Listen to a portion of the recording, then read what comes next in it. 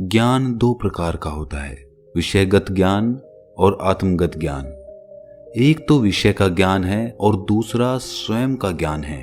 और कोई आदमी चाहे लाखों चीजें जान ले, चाहे वो पूरे जगत को जान ले, लेकिन अगर वो स्वयं को नहीं जानता है तो वो अज्ञानी ही है। वो जानकार हो सकता है, पंडित भी हो सकता है, लेकिन वो प्रज्ञावान नहीं हो सकता। संभव है कि बहुत जानकारी इकट्ठी कर ले, बहुत ज्ञान इकट्ठा कर ले, लेकिन उसके पास उस बुनियादी चीज का अभाव है जो किसी को प्रज्ञावान बनाता है। वो स्वयं को नहीं जानता है। आज की जो कहानी मैं आपको सुनाने वाला हूं वो एक ऐसे युवक की है जो आत्मगत ज्ञान प्राप्त करने के लिए एक गुरु के पास पहुंचता है, और वो गुरु कैसे उसे रास्ता दिखाता है, यही इस कहानी में हमें सुनने को मिलेगा। इससे पहले कि आप इस कहानी में खो जाएं, इस चैनल को सब्सक्राइब जरूर कर लें। तो चलिए कहानी शुरू करते हैं। एक युवक जिसका नाम श्वेत केतु था अपने गुरु के घर से वापस अपने घर आया। उसने कई सालों के अभ्यास के बाद सभी परीक्षाएं उत्तीर्ण कर ली थी और उसने उन सब में विशिष्टता हासिल की थी। गुरु जो भी ज्ञान उसे दे सके उसने सब संजो कर रख लिया था, और इससे वो बहुत अहंकार से भर गया था।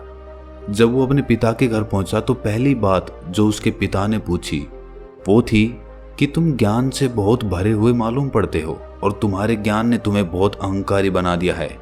ये तुम्हारे चलने के ढंग से, जिस ढंग से तुमने घर में प्रवेश किया है, उससे प्रकट हो गया है। मुझे तुमसे एक प्रश्न पूछना है, क्या तुमने उसे जाना जो सबको जानता है? क्या तुमने उसे जाना जिसे जानने के बाद सब कुछ जान लिया जाता है? क्या तुमने स्वयं को जाना? ये सुनकर श्वेत केतु ने कहा, लेकिन हमारे विद्यापीठ के पाठ्यक्रम में ये विषय था ही नहीं। हमारे गुरु ने इसकी कोई चर्चा नहीं की। मैंने सब जान लिया है जो जाना जा सकता है। आप मुझसे कुछ भी पूछें, मैं उसका उत्तर दूंगा। लेकिन आप ये क्या पूछ रहे हैं? ये तो कभी बताया ही नहीं गया। इसके बाद उसके पिता कहते हैं कि फिर तुम वापस जाओ और जब तक उसे ना जान लो जिसे जानकर सब जान लिया जाता है और जिसे जाने बिना कुछ नहीं जाना जाता, तब तक घर मत लौटना। पहले स्वयं को जानो। श्वेत केतु वापस चला गया। उसने गुरु से कहा, मेरे पिता ने कहा है कि तुम्हें घर में नहीं आने दिया जाएगा। इस घर में तुम्हारा कोई स्वागत नहीं होगा, क्योंकि हमारे कुल में हम जन्म से ही ब्राह्मण नहीं होते। हम ब्रह्म को जानकर ब्राह्मण बनते हैं। हम ब्राह्मण जन्म से नहीं है, प्रामाणिक ज्ञान को प्राप्त करने के बाद हम ब्राह्मण होते हैं।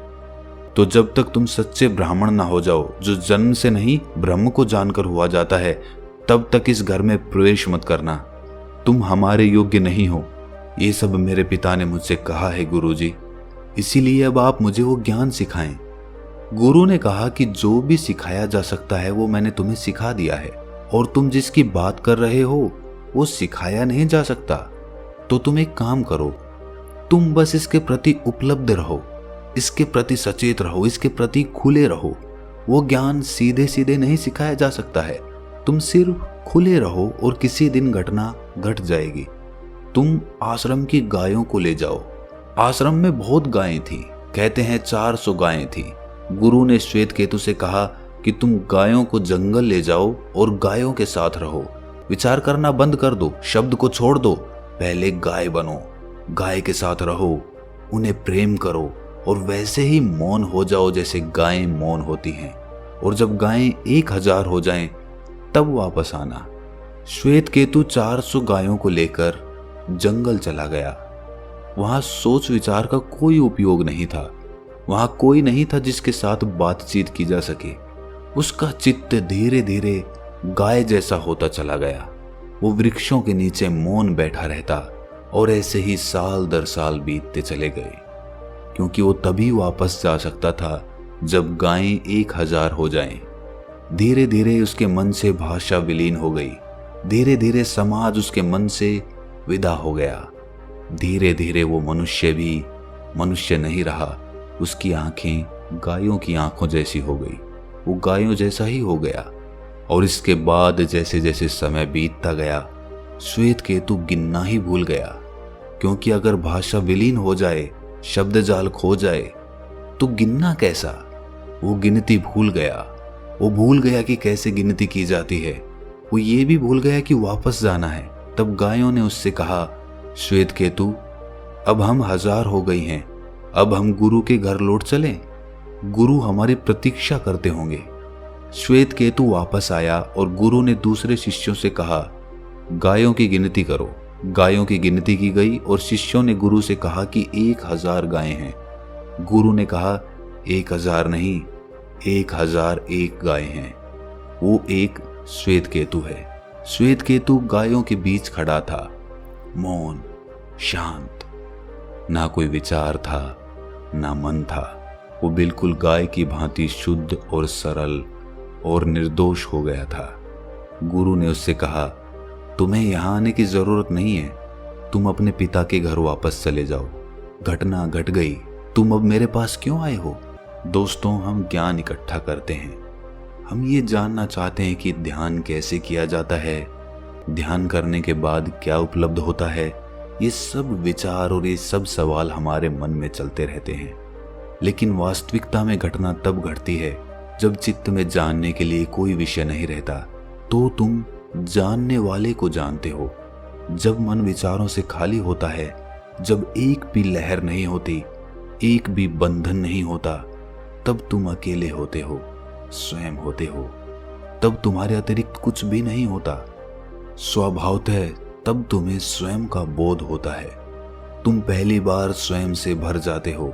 एक आत्म प्रकाश घटित होता है, आत्मबोध घटित होता है। ये प्रयोग थोड़ा कठिन है, क्योंकि विचार करने की आदत, विषयों से चिपकने की आदत, देखे जा सकने वाले और पकड़े जा सकने वाले विषयों की आदत इतनी गहरी है कि उससे मुक्त होने के लिए विषयों में और विचारों में फिर से ना पड़ने के लिए साक्षी होना पड़ता है। नेति नेति कहकर सबको हटा देने के लिए बहुत समय और सतत श्रम की जरूरत होती है। उपनिषदों की समस्त निधि का सारा निचोड़ इन 2 शब्दों में निहित है, नेति नेति। ये भी नहीं, ये भी नहीं। जो भी मन के सामने आए उसे कहो कि वो भी नहीं, ये भी नहीं। ये कहते जाओ और मन की सारी आकांक्षाओं को बाहर फेंकते जाओ, हटाते जाओ। इस मन के कमरे को खाली कर देना है, बिल्कुल खाली कर देना है। और उसी खालीपन में एक घटना घटती है। अगर कुछ भी रह जाएगा तो तुम उससे प्रभावित होते रहोगे और तब तुम अपने को नहीं जान सकोगे। तुम्हारी निर्दोषता विषयों में खो जाती है। विचारों से भरा मन बाहर भटकता रहता है। तब तुम स्वयं से नहीं जुड़ पाते। तो दोस्तों, कैसी लगी ये कहानी कमेंट सेक्शन में जरूर बताएं, और अच्छी लगी तो इस चैनल को सब्सक्राइब जरूर कर लें। तो मिलते हैं अगली किसी कहानी में, तब तक के लिए अपना ख्याल रखें।